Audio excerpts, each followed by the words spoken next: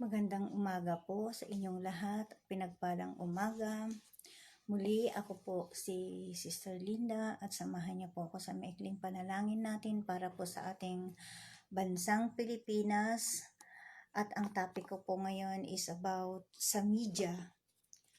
At bago po ako magsimulang manalangin, maki-agree po kayo sa aking lahat sa lahat ng aking panalangin at alam kong mayroon pong nangyayari sa ating bansa. At bago po ako magsimulang manalangin, nais ko pong magbahagi ng ilang salita ng Diyos sa Aklat ng Buhay. Buksan po natin yung ating Biblia, kung may Biblia po kayo, sa Kawikaan 10, chapter 10, verse 18 to 21.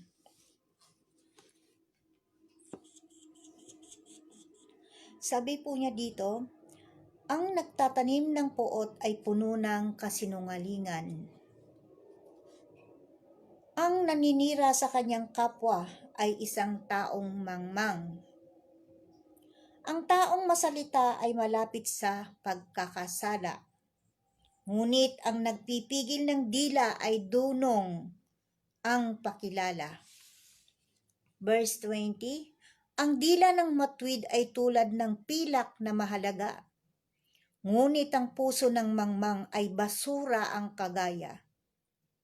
Verse 21, ang labi ng matwid sa marami ay pakinabang. Ngunit ang mangmang ay namamatay ng walang karunungan. Amen. Purihin ang salita ng Diyos. Napakalaki po ng bahagi ng salita ng Diyos patungkol po sa ating media. Dahil ang media po sa ating bansang Pilipinas hindi kaila sayo na pinasok na rin ng karumihan, sa gobyerno pinasok din ng karumihan. Ang media po natin ngayon ay masasabi po natin na bayaran, makapag-ulat lamang ng hindi tama. Makapag-ulat lamang, nag-i-implict, alam kasi nila na sila ay media, taga-media at paniniwalaan sila ng mga tao dahil sa inuulat nila. Kaya napakalaki po ang bahagi ng media para po sa ating bansa at matindi po ang kailangan nating panalangin para sa kanila kasi doon po nagsisimula sa kanila yung balita. At buong mundo pa ang nakakapanood sa kanila. Hindi lamang sa Pilipinas, buong mundo. Dahil once na nag-ulat ka dito, yung ulat natin dito, nakakarating sa ibang bansa ang mga pangyayari ang nagaganap sa ating Pilipinas. So, kung maibabalita nila ay hindi tama, paniniwalaan nila yun ay ang bansang Pilipinas. Grabe pala rin ang bansang Pilipinas na yan. Kakukurakot ng mga tao yan, hindi ba? Yung kasiraan natin bilang isang mamamayan ng Pilipinas, damay tayo, isa lang pong magkamali, madadamay po tayo. Kasi yung mga kapwa natin Pilipino na manggagawa na nasa ibang bansa, pati sila, napupulaan din dahil kapwa natin sila Pilipino. So kung inaakala ng marami na ang isa ay hindi apektado po tayo. Kung wala man tayo dun sa bansang kinaroroonan ng ibang pitpahaw, o ba't yung mga kamag-anak natin? So, kailangan po natin talagang matinding panalangin. Gaya ng sinabi ng Diyos dito, ang nagtatanim ng puot ay puno daw ng kasinungalingan. No, wag tayong magtanim ng puot. No, ng kapwa natin, mga kapwa natin na Pilipino. Ang laking bagay. Kahit pang mapagobyerno, hindi natin dapat siraan ang mga gobyernong nakaupo sa kasalukuyan. Dapat makiisa tayo sa kanilang layunin, sa kanilang plano. Ganun po yung gagawin natin. At mag-uulat tayo ng tama. Hindi tayo mag-uulat ng kasinungalingan na siyang dahilan ng naglilikha ng rebelde para sa mga tao. At nagko-comment sila tuloy. Nagkakasala ang tao dahil sa ganun. Ang naninira daw sa kanyang kapwa ay isang taong mangmang. Laging binabanggit ng Lord yung salitang mangmang. Sa ibang term, bobo, diba? Mangmang, bobo, wala kang alam. Anong alam mo? Manira. Yun lang ba ang alam mo? Ang taong masalita ay malapit sa pagkakasala. Di ba? Less talk, less mistake. Di ba? Ngunit ang nagpipigil ng dila ay dunong ang pakilala. Yung palang mga nagpipigil ng dila nila sa kadaldalan ay madunong ka, marunong ka, matalino ka. Kaya pala yung mga taong tahimik, akala mo lang, ba't kaya ang taong yung tahimik? Siyempre, iwas lang sa gulo. Iwas lang din siya na may masabi siyang hindi maganda. Kaya yung tao na yun matahimik. Mas mabuti na less talk, less mistake. Ang dila ng matuwid ay tulad ng pilak na mahalaga, ngunit ang puso ng mangmang ay basura ang kagaya. Kinumpara kang basura.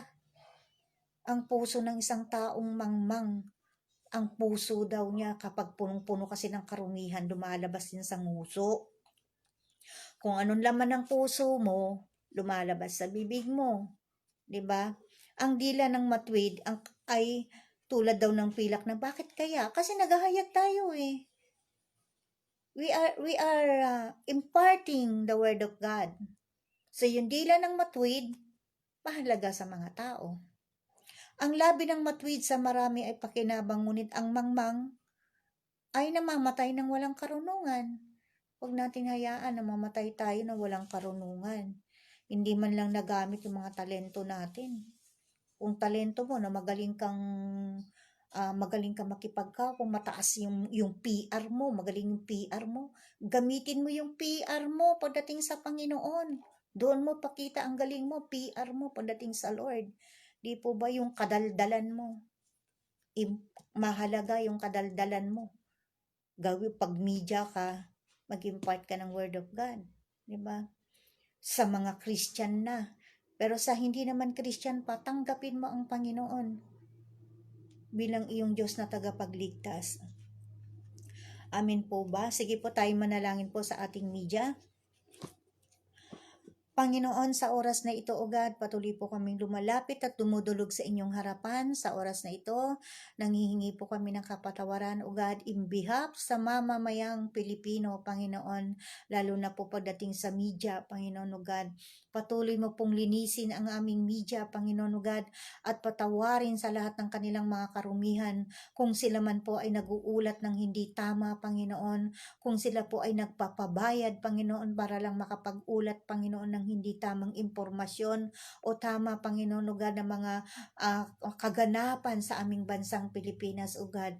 Tulungan mo po ang aming bansang Pilipinas, Panginoon, O God, na maging mabuti, Panginoon, O God, lalo na sa media, Panginoon, yung pag-uulat nila ng tama, Panginoon, O God. Bless mo, Lord, lahat ng media, lahat ng telebisyon, Lord, lahat ng mga channels nito, Lord God, maging yung mga istasyon ng radio, O God, na kung saan ginagamit mo ang media, yung mga cellphone, Panginoon, Lord, yung mga FB, Panginoon, Twitter, Panginoon, O God, yung mga Lord, yung mga Googles, mga YouTube, Panginoon, O God, Lord, patuloy kang kumilos, Panginoon, hayaan mo, Lord, na magamit po ng tama ito, Panginoon, lalo na po, Lord, yung kanilang mga pinopost, Panginoon, O God, yung mga pinopost po nila ay tama, Panginoon, O God, tutulungan mo ang bawat isang mamamayang Pilipino, Panginoon, O God, na maging responsible sa bawat isang ginagawa nila, Panginoon, O God, at tulungan mo po sila, Panginoon, O God, na mabuksan ng kanilang kaisipan, Panginoon, tungo sa tamang katwiran, Panginoon, O God. Tulungan mo sila, Panginoon, O God, Lord, na makilala kanila, tunay na pagsamba at pagkilala, Panginoon, O God. Lord, lumalim ang kanilang pagkilala sa iyo, O God, in the name of Jesus. At tunay nga, Panginoon, O God, na ikaw po yung gawin nila, Panginoon, O God, na driver ng kanilang mga buhay upang mapanuto po ang aming mga buhay, O God, in the name of Jesus. Tulungan mo po kami, Ama, sa lahat ng aming mga gagawin, aming mga hakbang, Panginoon, O God. Tulungan mo ang media, Panginoon, O God.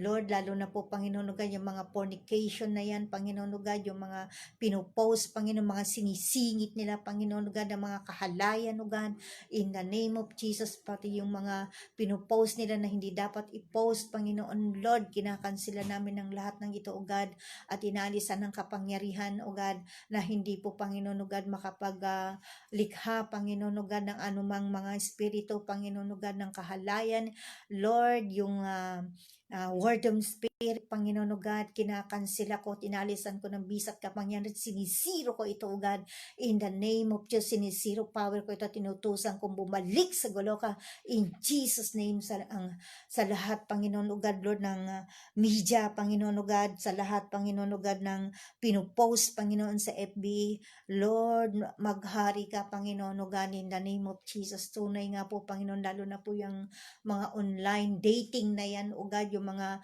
nagde-date sa online, Panginoon, O God, in the name of Jesus, yung mga chat-chat nila, Panginoon, O God, tulungan mo po na ang bawat isa, Panginoon, tunay, Panginoon, O God, na yung mga layunin nila ay malilinis, Panginoon, O God, in the name of Jesus, hindi sila magsasamantala ng kanilang mga kapwa, O God, in the name of Jesus, ganun din, Panginoon, patuloy ka pong maghari at kumilos, Panginoon, O God, Lord, sa Google, sa Twitter, Panginoon, O God, Lord, yung mga nagko-comment, Panginoon, ng hindi maganda, Panginoon, O God, yung mga nagmumura, Panginoon, O God, sa social media, O God, in the name of Jesus, Lord, inaalisan ko ito ng kapangyarihan sa pangalan ni Jesus, hayaan mong mailathala, Panginoon, ng mga mabubuting bagay lamang, Panginoon, sa FB, sa Twitter, sa YouTube, Lord, sa Google, Panginoon, O God, in the name of Jesus, ganun din, Panginoon, O God, yung pahayagan, yung periodiko namin, Panginoon, yung mga babasahin, mga magazine, Lord, yung mga comics, magazine, periodiko, maging, Panginoon, O God, yung mga Lord, yung mga binabasa na books, O God, yung mga libro, Panginoon, O God, Lord, tunay, Panginoon, O God, na mga pangyayari, ang kanilang mga ilalathala sa kasaysayan ng aming bansang Pilipinas, Panginoon, Lord, hindi ito pawang kasinungalingan lamang, Panginoon, O God, in the name of Jesus, kundi, Lord, tunay na kasaysayan, Panginoon, tunay, Panginoon, O God, na mga mabubuting kultura, Panginoon, O God, in the name of Jesus, pagdating sa media namin, hahawakan mo sila, Panginoon, tunay nga po, Panginoon, Lord, na makakapag-impart sila sa maraming tao, Panginoon, O God, makaka-encourage sila, Panginoon, na mabubuting bagay, Panginoon, at hindi po Lord, likha, Panginoon, O God, ng pagre-rebelde, Panginoon, at God, at ng pagiging lowliness, Panginoon, O God, Lord, salamat, Panginoon, O God, in the name of Jesus, Lord, na hindi magiging self-pity, Panginoon, O God, or hindi po sila, Panginoon, na titingin, Lord, sa sarili nila na mababa, Panginoon, O God, bagkus, Panginoon, tulungan mo po ang mga media, Lord, na mag-lift up sila ng tama, mga tama, Panginoon, O God, na sinusulat nila, Panginoon, O God, sa mga FB na yan, Panginoon, Lord, mga dinidisplay nila ng mga words, mga salita, Lord, full of encouragement, Panginoon, O God, at Lord, inaalasin din namin kapangyarihan, Panginoon, yung pagiging Lord, yung labis na papuri para sa sarili, Panginoon, O God, na mga pinopost nila sa media, Panginoon, O God, Lord, na kasiraan naman ng kabila, Panginoon, O God, kundi bagkus, Panginoon, magiging patas po, Panginoon, O God, ang lahat, Panginoon, at mabubuting bagay, Panginoon, ang lahat ng mailalathala dito, at salamat, Panginoon, sa buhay ng aming mga media, Panginoon, hawakan mo po yung mga producer, Panginoon, lalo na po sa entertainment, Panginoon, O God, mga tama po yung kanilang ipapalabas pagdating sa entertainment, Panginoon, O God, at ganun din, Panginoon, ito po, Panginoon, ay may totoong may aral na mapupulot, Lord, in the name of Jesus, Lord, at hindi mo hayaan, Lord, ng mga pelikula na nilalabas, O God, ay mga pawang walang kabuluhan, Panginoon, O God, in the name of Jesus. Salamat, Panginoon, O God, sa ilalathala mo sa aming media, Panginoon, O God, yung mga palabas, Panginoon, yung mga maririnig namin sa mga radio, O God, at Lord, papailan lang, Panginoon, ang salita mo sa radio, Panginoon, O God, magkakaroon po ng station, Panginoon, O God, bawat isa, Panginoon, O God, na station, Panginoon, O God, ay makakapag-impart sila ng Word of God, O God, in the name of Jesus, Lord, may mga verses, Panginoon, O God, na binabasa, O God, ang bawat station, bawat television, Panginoon, ganun din ang FB, Panginoon, O God, hihipuin mo ang lahat ng namamahala dito, lahat ng mga namumuno, Panginoon, O God, producer, maging yung mga nagmamanage, Panginoon, O God, Lord, yung mga nakakataas, Panginoon, larangan ng mga entertainment, ng telebisyon, ng radyo, mga periodiko, Panginoon, yung mga editor, Panginoon, O God. Salamat, Panginoon, sa kanilang buhay, isang buhay na ganap, kaya-aya, pinagpala, payaman, pabuti, pabanal na buhay. Ang gagawin mo po, Panginoon, O God, sa bawat isa na taga-media, Panginoon, O God. At ganun din, Lord, salamat sa kanila, Panginoon, na patuloy kanilang kikilalanin, yung mga Christian, Panginoon, na naroroon, O God, bibigyan mo sila ng boldness to preach your gospel, O God. I-preach po nila at ipahayag po nila, Lord, ang kaligtasan, Panginoon, O God, sa loob ng media, Panginoon, O God.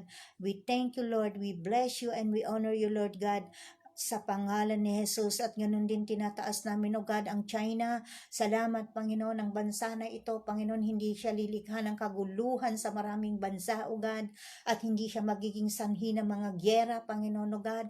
Lord, ilagay mo ang habag sa kanilang puso, Panginoon, lalo na po, Lord, sa namumuno sa kanilang gobyerno, Panginoon, O God, in the name of Jesus.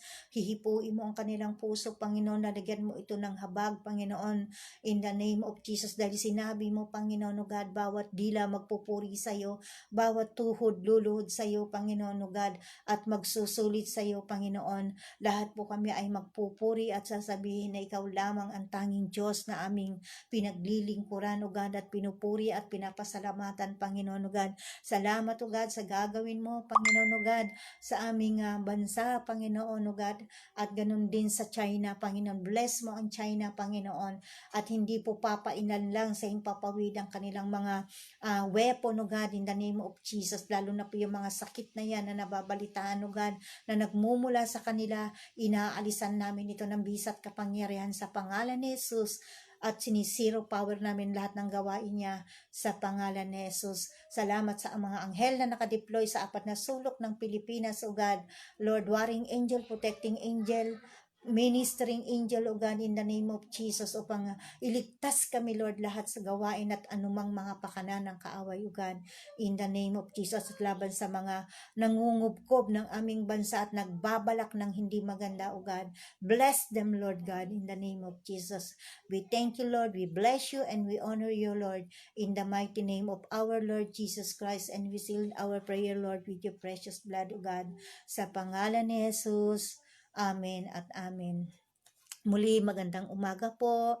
Pagpalain kayong lahat ng ating Panginoong Jesus, ang ating Ama sa langit, sa umagang ito, sa lahat ng agree at sa lahat ng mga manonood pa at mag-a-agree, patuloy kayong pagpalain ng Diyos. Dinideklara ko sa pangalan ni Jesus ang isang buhay na ganap, kaya-aya, pinagpala, payaman, pabuti at pabanal na buhay sa lahat ng mga nag-agree, sa lahat ng mga magbubukas pa lang at manonood. Salamat sa inyo sa pagkipag-agree at isang malaking bagay po ito. At magandang umaga, pinagpalang buhay. Bye-bye po.